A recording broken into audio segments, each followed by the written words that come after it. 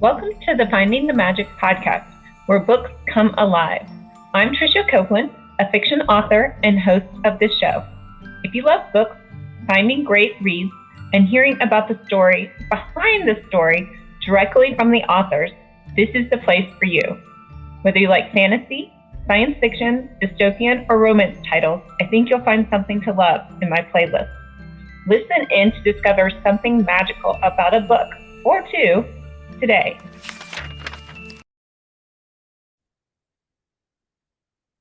Welcome, Jeff. Hello, it's great to be here. Thank you for being on the Finding the Magic Book podcast. Today we're talking to Jeff Wheeler. He is, can I just say fantasy author, or do I need to say epic fantasy author, or how would you qualify yourself? I usually go by fantasy, just because it's so broad. There's lots of different subgenres, but just fantasy in general is good enough. Well, looking at the multitudes of books that you have published, it's amazing. It's super cool and super excited to have you on our podcast. I was thinking we would focus on your newest releases and your upcoming releases, if that sounds like a good idea. That sounds like a plan. Okay, so your release in October was The Widow's Fate. Can you tell me about that book, the world, the characters, how it came to be, all the good stuff? Absolutely. In fact, I wasn't even intending to write that book this year, let alone have it published this year. So that one kind of surprised me. It's set in my King Fountain universe, but after, while I was writing King Fountain, I created another kind of series of standalone novels based on my fans' favorite character, the Poisoner, Anchoret. And so I'd done a couple of kind of prequel stories with her. And, earlier this year, I had a partnership with Oliver Heber Books, and they said, hey, can we buy that, Poisoner series from you? And wouldn't it be awesome if you wrote another one? That we could, we'll change the covers, we'll, kind of rebrand it a little bit, but, wouldn't it be nice? Do you think you can come up with one more story? So that was around March, even having that discussion. I'm in the middle of writing, another series with my other publisher, 47 North. And I've got to figure out, can I squeeze in yet another novel this year in addition to the meetings and commitments that I had? And it turns out, yes, the book practically wrote itself. And not only were they able to, get the cover art, the editing done, and get the audiobook recorded all within almost 6 months, which is super fast if you know anything about this business. So I am so glad that that book was able to come out, because I wasn't even intending to write it this year. And that's unusual for me. Normally I have my writing projects kind of lined out years in advance. Right. Yeah, that is super fast. I don't think I could get a book out in 6 months. So I'm sure that takes a team. Well, set up the world for us and tell us about where this series is and is going.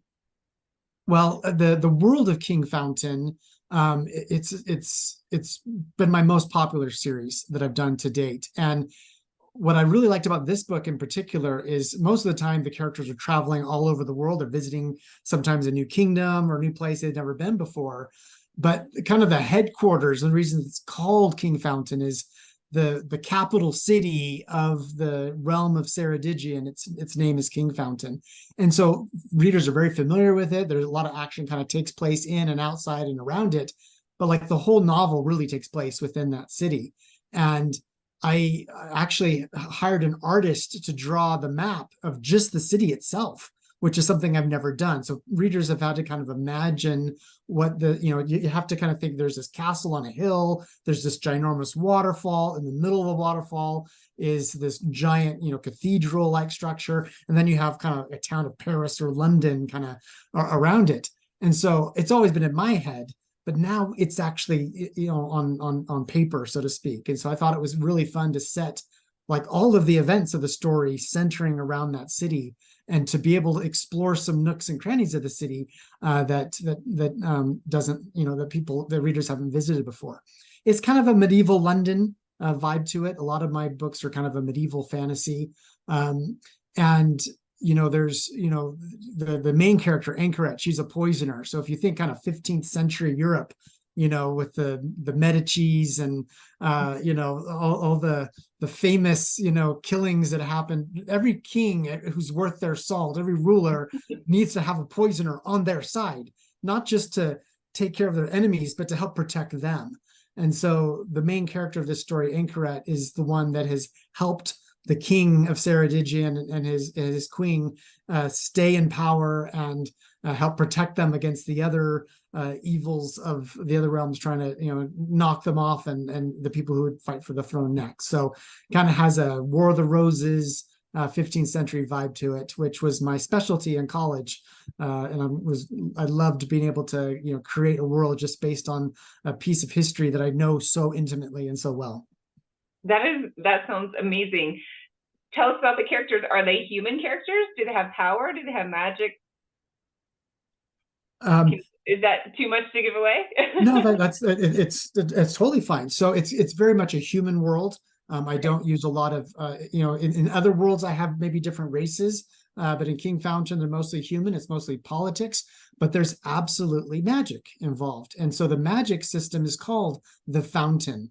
It's kind of this thing that kind of feels like running water, and people will, if they want to make a petition, they'll toss a coin in a fountain and hopefully their prayer is answered. If somebody is guilty or not guilty, they might survive an ordeal of water, like being sent over a waterfall. And if they're innocent and the fountain judges them innocent, they'll survive. Very medieval, like I said, where you wonder about it. But there are some individuals that are fountain blessed. And these are rare people, a small percentage of the population that has an affinity to the fountain. They might have different powers. And so somebody might have the power to blend into a crowd and disappear. Others might have the power to discern somebody's motives. Somebody might have the power of baking, and their food is delicious. So it's somebody that is an expert in something, and the fountain kind of enhances their natural abilities. And so it's a rare thing. And so those who are fountain blessed are considered very special because the magic of the fountain has kind of taken notice of them. And so, it's, this Widow's Fate is not the first book in the series. And so readers most of them already know that Anchoret, the poisoner, is fountain blessed. And so she has powers that she needs to draw on because of the enemies that she's facing in this book. Without that, she probably wouldn't have, would not have been successful in what she needs to do. So neat. When you were talking about the water deciding people's fate, I was thinking of Monty Python and just the witch float, right? So that sounds like an amazing world. And I'm assuming the main character, Anchor, is the widow. Is that correct? She's not. She is not. So okay. It's kind of a mystery. A wealthy heiress vanishes under very suspicious circumstances, and so this person can become a pawn in politics if she falls into the wrong hands. And so the king needs to pull Anchoret from another assignment and say, you've got to find this widow. And so she's a key person in being able to find out what happens, and can she save this person before time runs out. So it's very fast paced. It only takes place in a couple of days. Very compressed plot, which was really fun to write. And often my books will span a little bit longer time, sometimes years. This one's just a couple of days, so it was short and sweet, but very intense. And it was coming on the heels of me writing thrillers, kind of a fantastic thriller series. And so that thriller vibe is definitely in it too. The kind of thing you want to keep readers just turning the pages through the whole book. That sounds like tons of fun. Yeah, I was talking to another author and they said their book was over 20 years. And we were discussing how, you could write 100,000 words and it could span one day, or you could write 100,000 words and it could span 20, 50 years. That's so true. There's no one right way of doing it. It just depends on what the story itself calls for. Right. Super fun. So you also have another new release coming out in December. Tell me about that one. So this year I took a kind of a branch away from my normal kind of regular fantasy worlds, and I started writing a series of thrillers that has magical elements to them, but it's set in this world. And so what's important to me was to create the world building in this world, and it's different. So it was fun. I wrote the first book called Doomsday Match, and it came out in June, and the sequel now comes out in December. So it's going to be a 3-book series. Book number 2, Jaguar Prophecies, kind of picks up where the first book left off, continues the story of this family and this ancient, kind of, curse or prophecy.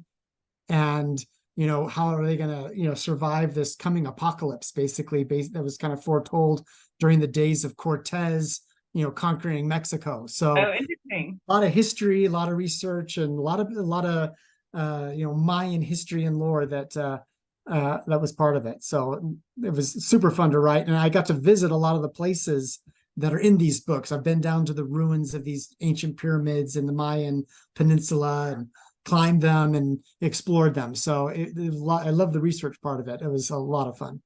That sounds like a lot of fun. Yeah, I wrote a book. It's called Azraya, Aztec Priestess, but it's set in that same time period. It's about an Aztec girl who is black. Well, it's more like a curse, but she shapeshifts to a jaguar. So that's kind of interesting that you have the Mayan jaguar theme. And yes, and there's shapeshifting in mine too. So neat, very because cool. I found it's in the legends. It's in the legends. Right.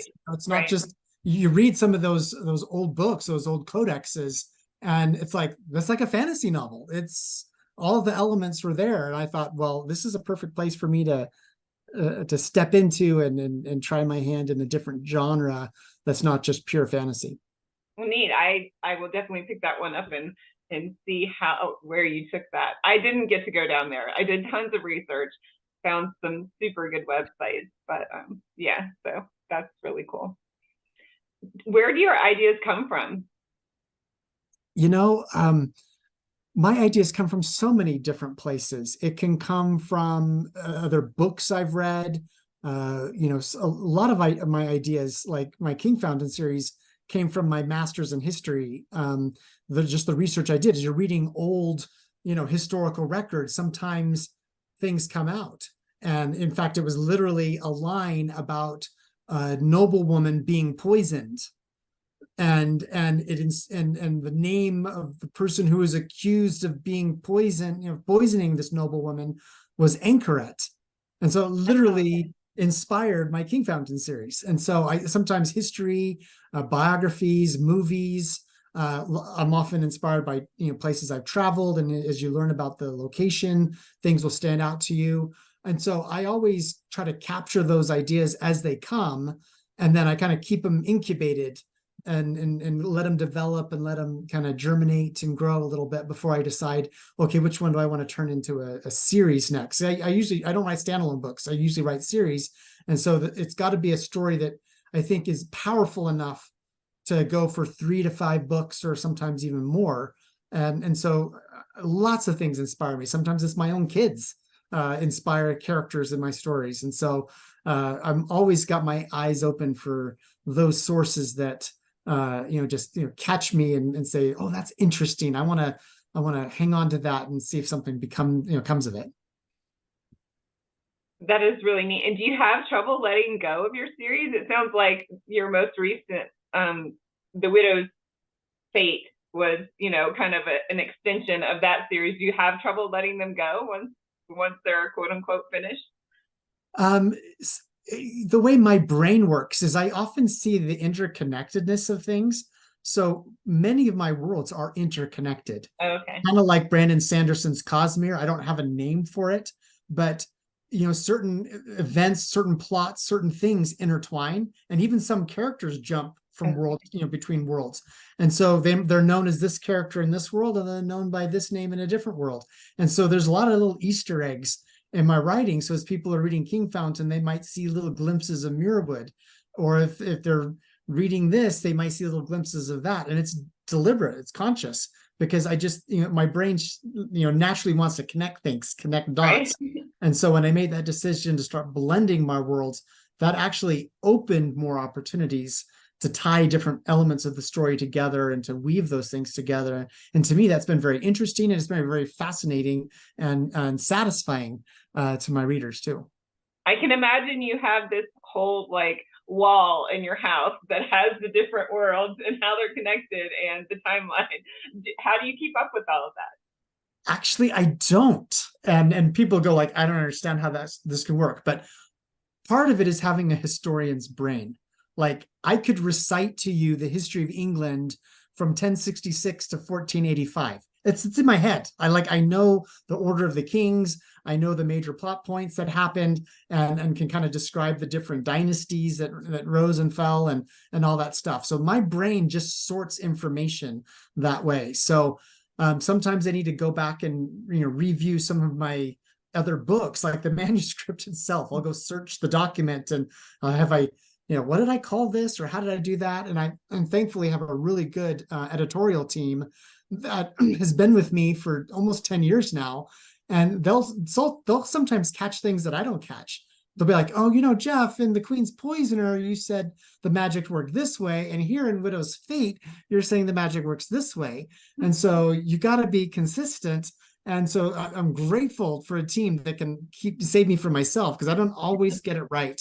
But having that team has been very helpful to make sure that in terms of accuracy, it's as tight as it can be, and the readers can expect that what I said here is still true here. But it's hard to foresee, 30 books later, and what you might feel like writing down the road, and how you gotta maneuver. I like to give myself lots of wiggle room. Yeah, I can imagine that. But I'm picturing that your editors may have those documents with every little detail written down, or maybe they just have it in their brains too after so many. Well, they've created what they call style sheets, and so every name that's listed in any of those books here's the spelling of it, and here's a little description of it. So they go refer to this style sheet, and every new book that gets added to that world gets added to the style sheet. So they go back and make sure, because I'll spell my own characters' names wrong, and they'll be like, you spelled it wrong. This is what we agreed that it would be. And so I'm grateful they have it, but I rarely use that. I just keep writing the story, and then I know during the editorial process we'll fix those details and make sure that they're accurate and that they line up. Right. And how many books are you publishing a year usually? I do 3 to 4 books a year. So my pattern has been 3 books with 47 North, and then 1 book independent. And now that I've started working with Oliver Heber Books, they got that 1 book this year, and I'm already talking to them about another book for next year. So I kind of a 3 to 1. But sometimes, like next year, I might only be able to have time to do 3 books. We'll see. But I've got enough writing time and my pace of writing. I can finish a novel in about 3 months. And so that if depending on vacations and other responsibilities, I can usually squeeze in 3 to 4 books. Fun. And do you have authors that you read regularly, or who are your favorites? I know you mentioned Brandon Sanderson. I love him too. And yeah, absolutely. There are some of my favorite authors right now. Charlie N. Holmberg. She's actually a friend of mine. I love her work. She writes more romantic fantasy. Luann G. Smith. She writes more historical fantasy. I like Brandon Mull as well. Anthony Ryan writes more dark epic fantasy. So I like some of those, but I also love reading lots of different things. So I read biographies, I read history books. That's where I find ideas, right? That's what's going on. I just recently finished Jennifer Nielsen, The Trader's Game. Loved it. I'm going to go pick up book 2 because I think it's a 3-book series. So I'm always looking for new things that catch my interest. But I found the more books I've written, the harder my author brain is, because I'm like predicting things, and I'm spending more time like, oh, I see what they're doing, and I see what they're doing. And it's harder for me to get swept away in a story as it was, before I became a full-time author. But I also love the discovery I find in like biographies and things like, oh, I didn't know. And sometimes those biographies inspire, characters or plots that I want to kind of revisit into a fantasy world. Neat. And you said you were a history major, correct? Yes. And did you work as a historian or in a museum or? No. So when I was working, when I was when I was working on my bachelor's and master's degree, I actually had a part-time job at Intel Corporation, the chip manufacturer.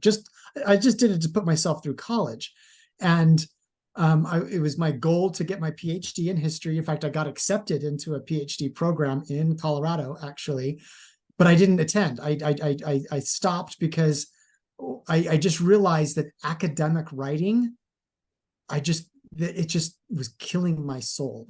It just right. I wanted to write fiction. That's the kind of writing I wanted to do. But to be a historian, you have to write academic language. And writing my master's thesis was so painful, and it's so short, right? I mean, like I can write a 400-page novel like that. But writing a master's thesis with citing every source and the language that's used, I'm like, oh man, I got to go do another 4, 5, 6 years to get a doctorate, and then be a professor. I'm like, that's just I just don't think I can do it. In fact, one of my bosses at Intel was a PhD historian, and she was kind of like, "Are you sure you want to do this?" I mean, like I've done that life, and I like what I'm doing, and so I actually decided to turn down the opportunity to go to that university, and then Intel paid for my MBA, and so I have two different degrees. And the business degree has certainly helped me as an author, and it helped me while I was at Intel. And the degree in history has certainly helped me. It actually helped me at Intel because I would often use historical anecdotes in my presentations, and people are like, how do you know this stuff? It's like, well, that's the way my brain works. I remember stories that I've heard and things like that. So it was definitely, I don't regret doing both, because both of those are helping me with my career right now. As an author, I have to be a businessman too, as well as the creative side of where story ideas come from. That's so interesting. Yeah, because I never thought I liked writing. And in graduate school, I started liking the technical writing side of things. Uh-huh. So that was my first foray into writing. And then from there, I started fiction writing. So I came at it the opposite way, and I don't mind technical writing, but it's more science. I know. There's not a wrong way, but for me, it just I'm like, I can't do this as a career. That would kill me. It's like, no way. That's super fun. So what was the first series that you wrote? So when I was in college, I decided to write epic fantasy. I wrote and self-published 2 books in a world I called Landmore. It's still able to be purchased today. I still have readers. Like even last week, I got an email from a fan saying, "When are you going to do book 3?" It's like, that was like 12 years ago. I stopped writing that. But they still like it. But to me, it was like it was all part of the practice of learning how to write. I wrote several different series also during college and during my early career at Intel that have never been published. And it wasn't until about 2008 that I attended a writing workshop with Terry Brooks, who's a very famous fantasy author. And he kind of said, look, your first 1,000,000 words is practice. And I went and added up all those words I'd written from all those books and everything I'd done. And it was about 1,000,000 words. And so I said, you know what? All of that stuff's practice. I'm not going to try to develop it into a story. I'm going to put that behind. And then the next series I wrote was my Muirwood series. And that's the one that I self-published it, but it actually brought my publisher to me. 47 North came to me when they saw that indie series doing well, like over 10 years ago. And so my publishing story is very different. Like most people self-publish and they can either make it or they don't. Mine was successful enough that it brought me my publisher. And then I've been working with them ever since. And it's just been a huge game changer. But that was the series. My Muirwood is the one that put me on the map in terms of getting a readership and a following. That's really exciting. That's a very cool story. I love asking authors this question, and maybe you've hinted on it a little bit, but if you could say like a couple of sentences about what you want your readers to experience, no matter what book you pick up, can you summarize that? Or do you have an overarching goal of how you want your readers, what you want your readers to take away? I do, and it's kind of interesting that you asked that question, because like is when I put Muirwood out to the world, right? Because I tried the traditional way. I went through all these agents, and they all said no, and I self-published it. And I back during that early time before Amazon came knocking on my door, I wrote kind of an essay that was inspired by a consultant named Simon Sinek, who said, understand the why. Like, why do you do things? Why do you want to, why do you run this business? Why are you interested in this? If you understand the why. And it made me think about it. I'm like, well, I'm going to write an essay about my why. Like, why do I write? And what kind of stories do I write? And the title of that essay was A Manifesto on Virtue. Because what I was seeing in fantasy and other things, a lot of darkness, a lot of characters betraying each other, and what the stories that have inspired me the most is when a character does the right thing, even though the whole world is like not set up that way, right? And that when somebody chooses a path of virtue, and that comes from the Roman concept of virtue, like a true man is somebody who's honest and diligent and brave and courageous and things. And of course, if you know the history of the Roman Empire, they weren't always like that, but they had this kind of this principle. And so I talked about that Roman concept of virtus, which I learned about in my history program in college. And so I put that out there and talked about stories like, like in Star Wars, when Luke's like, join the dark side and everything, your friends are gonna die, this is your chance to save, and how he's like, no, I'm not gonna give in, even though my father did. That kind of story is the kind of story that has always appealed to me, and that's the nugget that I'm always looking to build a story around in all the worlds and all the series that I have, because there's many different ways you can play it, with male characters, with female characters, with old characters, with young characters. And as I find those examples of virtus in history, those are the kind of stories that jump out to me. That's like, okay, that I think would be an interesting story. So when somebody picks up one of my fantasy series, it's not a morality play, but it's just really, it's somebody who everything's against them and they still try to do the right thing. And sometimes it works out and sometimes it doesn't, but you can respect the fact that they tried. And I think that's what it inspires people. And I think that's the kind of storyteller I want to be. That is really inspiring. I get chill bumps listening to you talk about that. And I hope that your readers can see, and just to have a story that is more positive, and the person is like trying to do the right thing, and to inspire people in that way. That's really neat. And I've heard from so many fans, around the world, that my books have helped them when they were in a dark space. Or I've heard that, even last week, it's like, this character inspired me to be a better person, a better dad, a better citizen. I want to be better because I read this book. What author wouldn't like that? But that's the kind of thing that it's like, well, these stories inspired me, and then I'm sharing these stories, and they're inspiring other people too. And they're showing that you can write things that don't have gratuitous violence and horrible dark things that exist in this world, but you can actually have something that's more like inspiring, and it's successful. It can do well, and I think my books have proven that there's an audience for it. And definitely, yeah, I love books that can.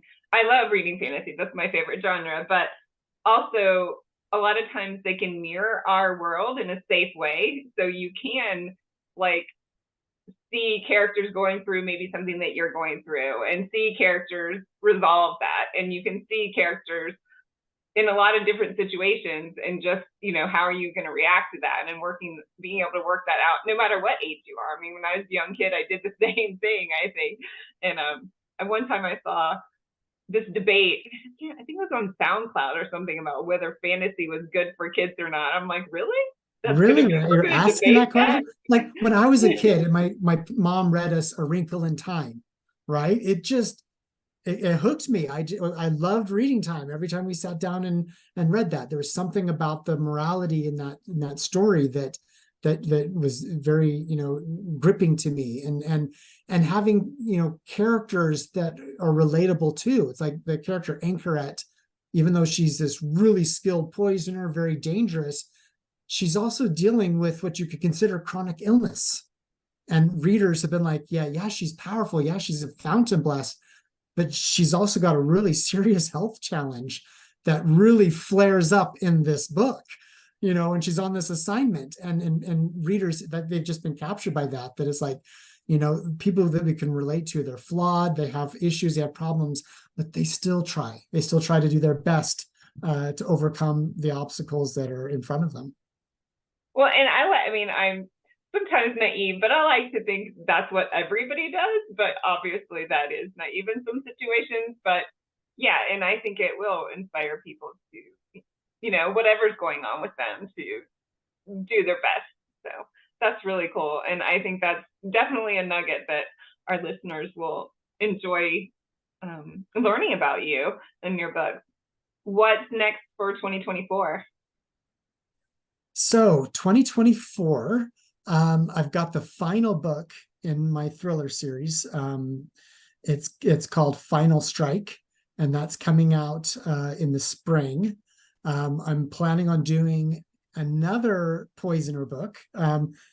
As people have read this first one, they're like, wait a second, you ended this plot, but you still didn't close the gap between the other King Fountain series. There's still some space there. And when I was researching, okay, what part of history from the War of the Roses can I tap into to make Widow's Fate, I came across another piece that I'm like, oh, that's a good bridge piece. So I'm planning on doing one more Anchoret story that will kind of finish closing the gap between where the story, where everyone first meets her, like at the end of her career in the book, The Queen's Poisoner. That's book 1 of King Fountain. They've now followed her from her origin story to some of the missions she's been on. I want to be able to kind of close the bridge with that. So I'm planning on writing a novel early in the year that will come out next year. I've also got the first book of a brand new series that I've done. It's set in an entirely new world. It's fantasy. All I'm revealing right now about it is the name of the first book is called The Invisible College. And it's I just finished the development edit of it. It's going into copy edits, I think in January, and it's supposed to come out in the fall of 2024. But my editors have loved it. I think my readers are going to love it. It's not connected to my other stuff, so it's going to be new material. And I like stretching myself and challenging myself, not just how can I extend Muirwood by 3 more books, or how can I do yet another King Fountain, or explore another series that maybe I've only gone 3 books in. I know people are like, what about this one? I always wait until the story gives me kind of the fire in the belly to write it. And when I learned about the Invisible College and things, that fire in the belly was so huge. That was the only choice. It's like, no, I have to write this series. And so it's going to be right now a 3 or 4 book series. And I'm writing book 2 right now as I continue to go through the editing process with book 1. But, I can't wait to be able to share with my readers. It's going to be so much fun. Yeah, I can tell you're really excited about that. Your excitement level like jumped the whole notch there. Very fun. Well, thank you so much for being here. Congratulations on your recent release, The Widow's Fate, and very excited for the Jaguar Prophecies. I'm gonna put that on my calendar for December. Awesome. Well, it's great to be here, Tricia. Thanks for bringing me on your podcast. Yeah, thanks again. Take care. Bye-bye. Bye.